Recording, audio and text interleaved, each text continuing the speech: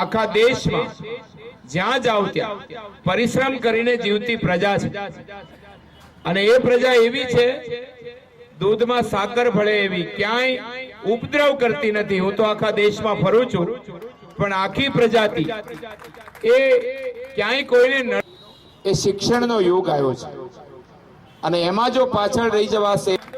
સરદાર વલ્લભભાઈ પટેલ, મહાત્મા ગાંધીજી અંગ્રેજી ભણ્યા એટલે તો બેરિસ્ટર થયા, પણ અંગ્રેજી ન આવે, આ સંસ્કૃતિ જળવાય રહે।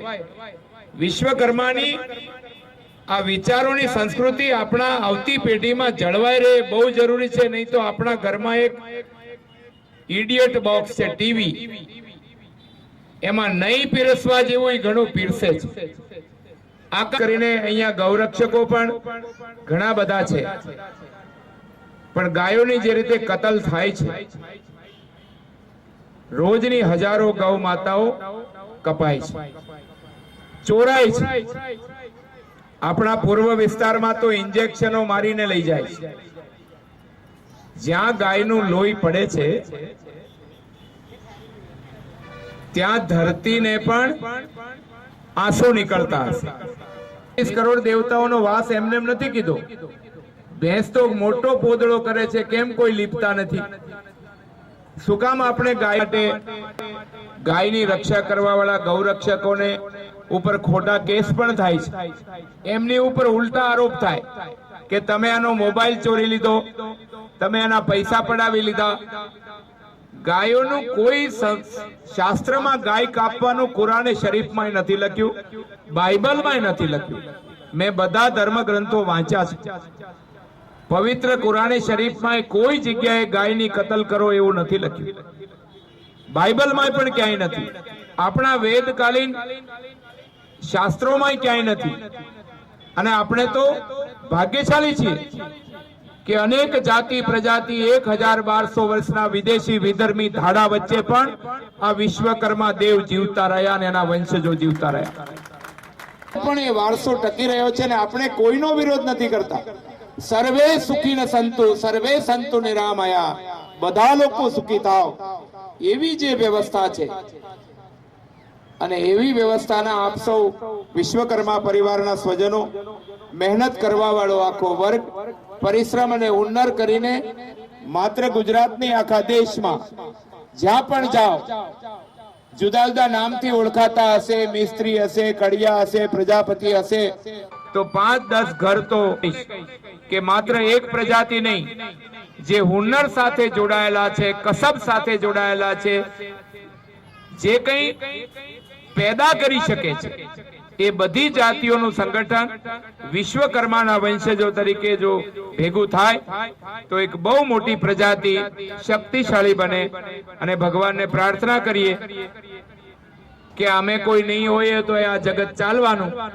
ઘણા લોકોને ધર્મેણેવ રક્ષિતુમ પ્રજા સર્વા પરસ્પરા, આ દેશ ન્યાય નીતિ ધર્મના આધારે ચાલે છે અને એટલે આપણી આ પ્રજાતિ ભલે નાની હોય, સમુદાય નાનો હોય, પણ જો સંગઠિત હોય તો આપણા પરિવારમાં કોઈ દુખી ના રહે। અને આ એનજીઓમાં જે બહેનો કામ કરે છે એ બહેનો ની પાસે પણ ઘણો હુન્નર છે, એને એક વાત આપને જણાવી દઉં, અત્યાર સુધીમાં અમારો સમાજ મેવાડા, ગજ્જર, પંચોલી, પંચાલ આમાં પડ્યો હતો, પણ થોડાક 1 જ વર્ષ થયું છે, 1 વર્ષની અંદર અમે આ બધો સમાજ ભેગો કરવા બેઠા છીએ અને અમે આખા ગુજરાતની અંદર સર્વે કર્યું છે સાહેબ। તો આપણા સાહેબ એમ કહે છે કે 6 કરોડની જનતા છે, એમાં 1 કરોડ ને 20,000 ફક્ત વિશ્વકર્મા પુત્રો છે, મારી પાકો સુબુત છે। વિશ્વકર્મા પુત્રો છે એમને સંગઠિત કરીને જનપી। હવે અમારા જય ગાય બચાવવા માટે કમલેશભાઈ અહીંયા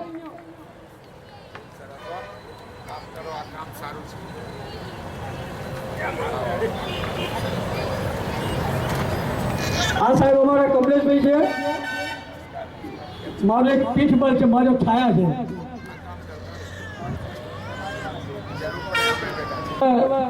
ઉપસ્થિત મહેમાનો અહીંયા જે આવ્યા કે આપણે કદાચ કોઈ મંદિરની અંદર જઈએ તો ત્યાં ફક્ત હનુમાનજી હોય, ગણપતિ હોય ને જે તે દેવ હોય એમનું આ ત્રણના જ દર્શન થાય, ચોથા કોઈ દેવના દર્શન થતા નથી. પણ ગાય એક એવું પ્રાણી છે, એક એવી બતાવતા રહીશું છેલ્લા શ્વાસ સુધી. આવો અમને આપણે વચન આપીએ છીએ સાહેબ. જય ભારત માતા કી.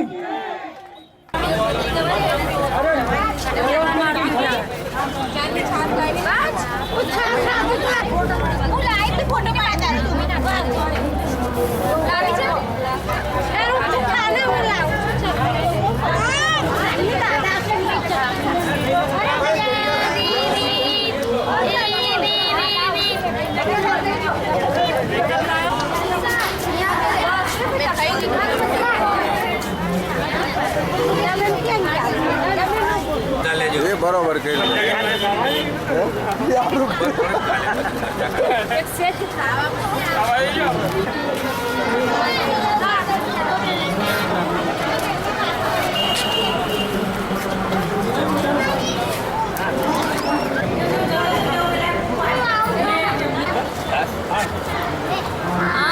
अच्छा से जो तले भी उसे